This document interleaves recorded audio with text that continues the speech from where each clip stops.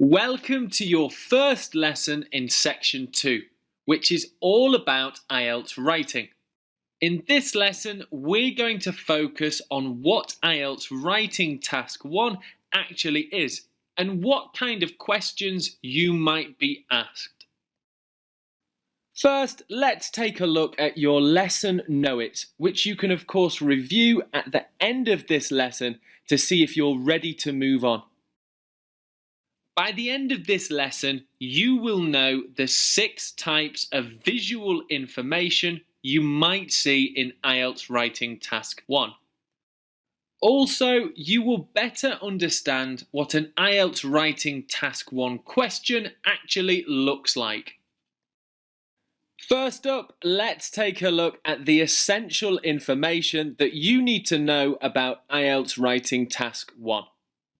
Simply put, Ielts Writing Task 1 requires you to write a report on some visual information shown to you. That could be a mix of charts, tables, diagrams, or even a map. For the most part, you will be reporting the main trends, differences, and similarities in the information presented to you. You must write over 150 words, and if you don't manage to do that and write under this amount, you will receive a penalty, which will go against your score. I highly recommend you only spend 20 minutes on Task 1, as that will leave you 40 minutes to complete Ielts Writing Task 2, and there's a very good reason for this. Task 1 is worth a third of your whole Ielts writing mark. So that means it makes sense to spend double the time on Ielts Writing Task 2. To summarise Ielts Writing Task 1, you must describe some visual information that is presented to you. There are a number of ways that this information could be presented to you, but it more often than not comes in graphs, charts, tables and diagrams. Let's take a look at the 6 types of data that you could be shown. We'll begin by looking at a bar graph, or it could sometimes be called a bar chart. Now, the key features of the bar graph are the x-axis, which is here, and the y-axis, which is here. These are your bars, which provide us with an amount of data or information. This is some key vocabulary that you can use to describe a bar graph. You can also use some of this vocabulary to describe a line graph, which we'll look at now. Much like the bar graph, a line graph also has an x-axis and a y-axis, but there are no bars.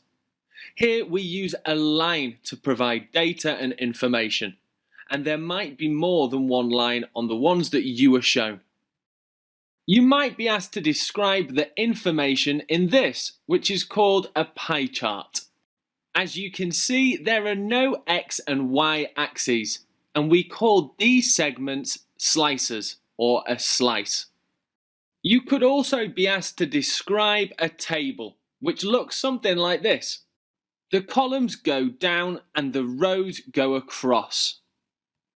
A slightly different way of presenting information is this, which is called a flow chart. The individual boxes are called cells. The final question type that we'll quickly look at is called a diagram.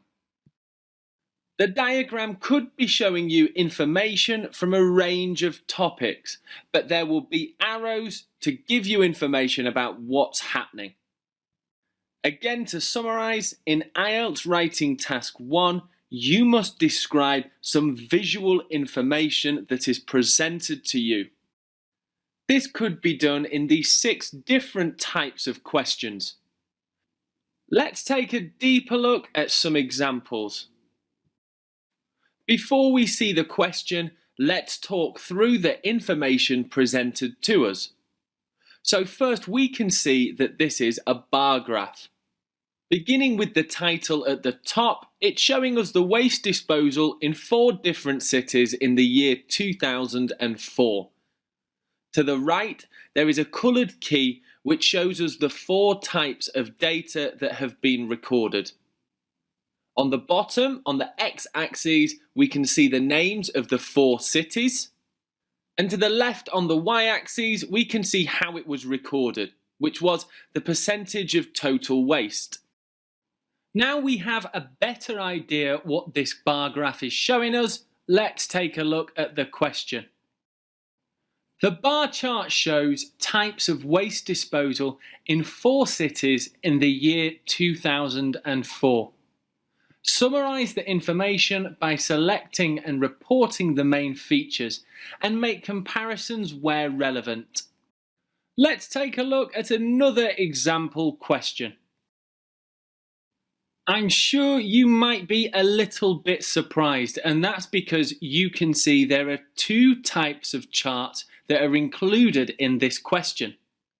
At the top we have a line chart, and on the bottom we have a pie chart. Starting from the top, let's take a look at the key features of this information. So the line chart, the title is Typical Daily Demand for Electricity. And we have 2 lines which give 2 different times of the year, both winter and summer. On the x-axis, we can see the different times of the day, or the different hour of the day. And on the y-axis is our measurement in units of electricity. Below the line chart is the pie chart, and this shows what the electricity is used for.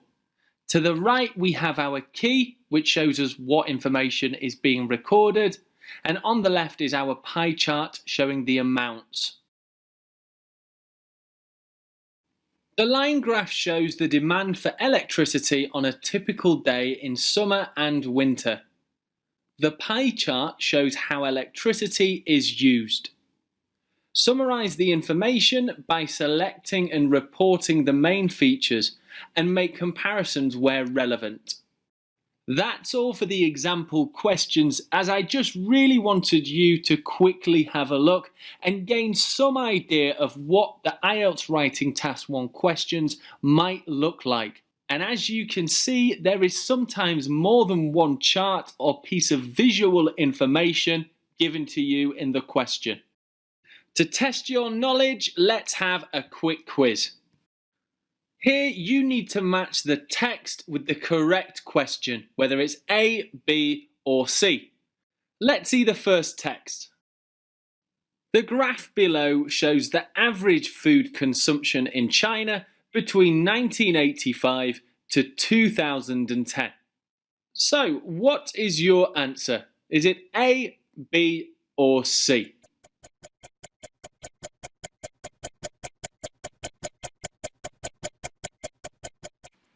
That's correct. The answer is actually the line graph, which is C. Let's take a look at one more question.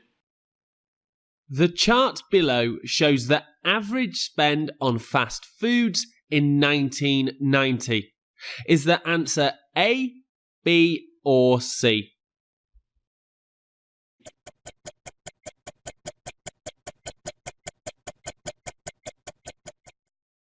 Well done if you got that right. The answer was in fact B. This brings us to the end of our first lesson on Ielts Writing Task 1. We've taken a look at the 6 different kinds of visual information that you could be shown. And we've also looked at some example questions. If you think that you need to go back and relearn any of the information taught in this lesson, then please do so. In the next lesson, we'll be looking at how the examiner scores us in Writing Task 1.